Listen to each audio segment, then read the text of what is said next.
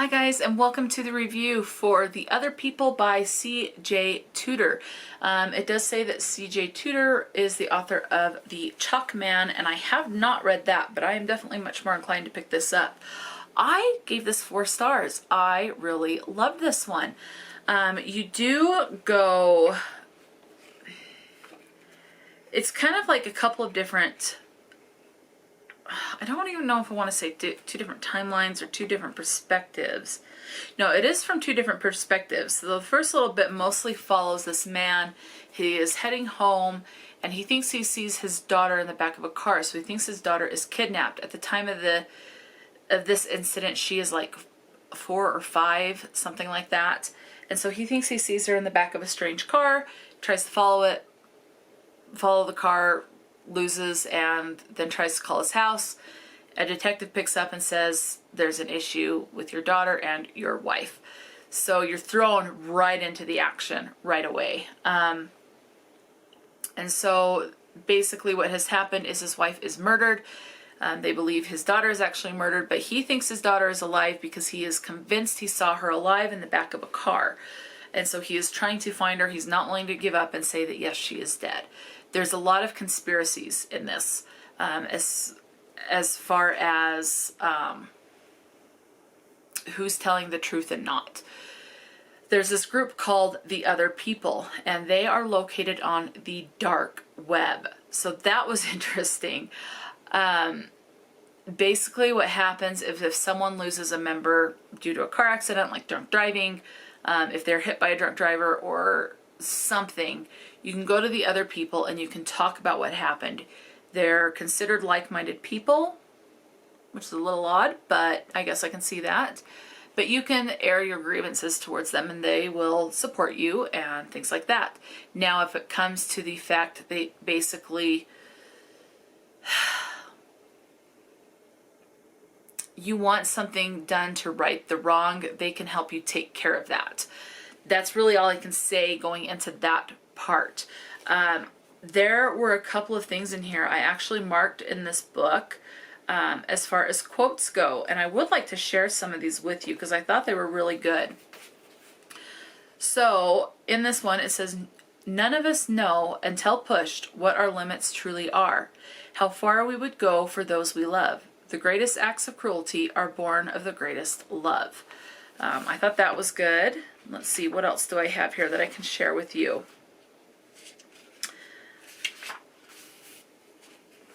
"We try not to think about death, and if we do, we view it as something distant and abstract. We never expect it to ambush us in our own garage one late spring night. Just like we convince ourselves tragedy will never befall us because we are somehow special and immune. The worst that can happen only ever happens to other people."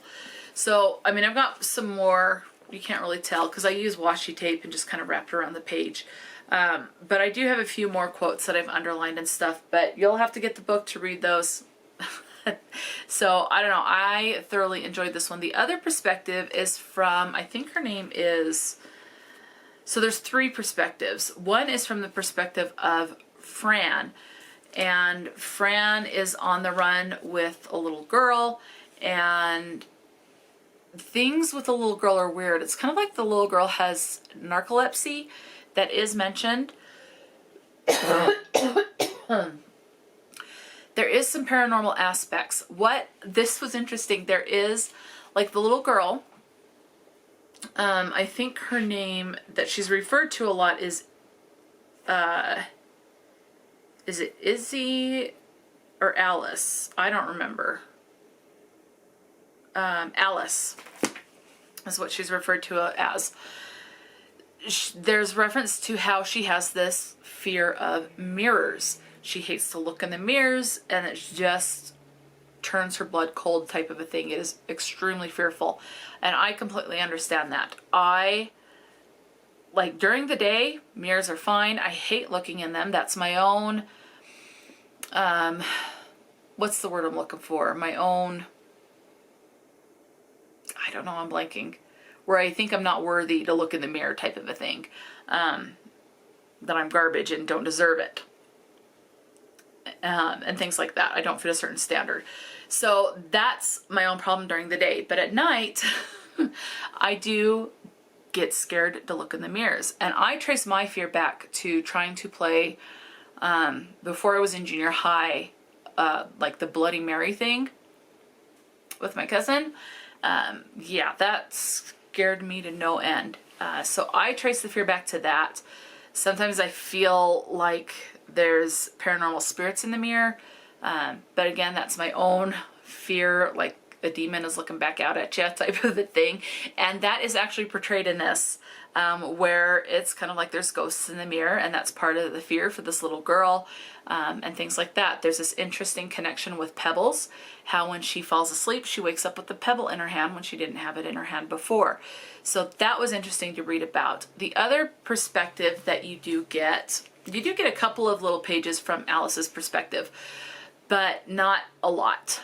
The other major perspective is from someone that Fran knows, and I think her name is, there's enough characters that I'm kind of muddling them all in my mind, but I believe the other character that you're following in their perspective is Christy, and she is mostly in the latter half of the book. So you have everything from the dad's point, a couple of things from Fran's point of view in the first half of the book. Christy's perspective kind of pops up in the second half of the book.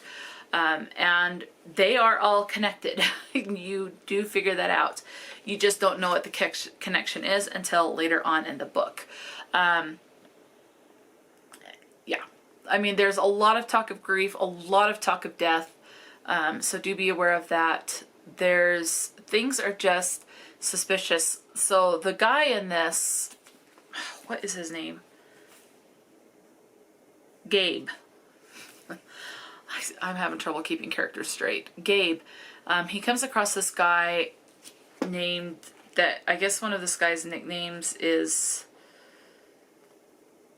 what does he know him at? The Good Samaritan, which is a little odd, and you do get that vibe. Something is off with this guy. He doesn't give his name. Gabe never learns his official name, because he just says, I'm known by many names, but you can call me the Good Samaritan or something like that. There is reference to suicide and a suicide attempt, so do be aware of that. That's more at the beginning of the book, and things like that. So this Good Samaritan just kind of happens to know certain things and can plant certain thoughts in Gabe's head to help him look in certain directions to try and help find his daughter, is what he's supposedly trying to do. They're trying to locate the car that he saw his daughter in, which is a very unique car. I can't remember the color and the make of it, but there's bumper stickers all on the back of the car, like "Real Men Love Jesus" and "Honk If You're Horny." Okay, so certain bumper stickers, and so he's trying to find that car. And the Good Samaritan is going to help him and try and help him find his daughter and try and help him realize. And he doesn't come out and say that so-and-so is lying to Gabe about things, but he may say, hey, do you really believe their story? You know, and then he kind of pokes holes in certain things. So the Good Samaritan is a big driving force in this, and it definitely is paranormal stuff. One thing is you do see that is depicted on the page. Gabe does reflect on his past and wonders if this event that happened in his past is why things are happening right now to his family, to him and his daughter, and things like that. And that, all I will say, because it can be hard to read, is that Gabe gets drunk, goes out with his friends, and Gabe was like, no, we're going to walk down the street, and the other's like, screw that, we're driving, it's my car. And Gabe is the least drunk out of them, so you do have the drunk driving, and a kid gets hit. And so that is hard to read. That was actually kind of just really, actually rather disturbing, because it is it's not very graphic, but it is as far as being depicted on the page. You don't get a lot of like blood and guts and gore. So that's what I mean when I say it's not graphic, but it definitely is depicted and described on this page.